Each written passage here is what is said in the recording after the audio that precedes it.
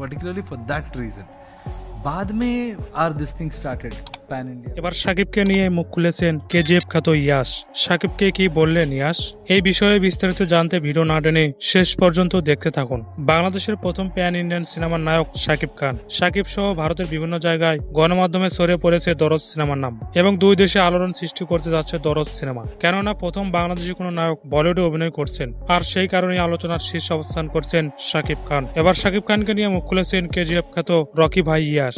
ইয়াশ কেজিএফ সিনেমার মাধ্যমে ভারতবর্ষ সহ গোটা বিশ্বকে নিজের জাত চিনিয়েছিলেন। এবার সাকিবের দরদ নিয়ে মিডিয়ার সামনে মুখ খুলতে দেখে গেছে সেই ইয়াশকে। আর সেখানে ইয়াশকে প্রশ্ন করা হয়, বাংলাদেশের সাকিব খানকে আপনি চিনেন কিনা? তখন ইয়াশ বলেন, আমি বাঙালি নায়ককে খুব একটা চিনি না এবং দেখিনি, তবে আমি তার নাম শুনেছি।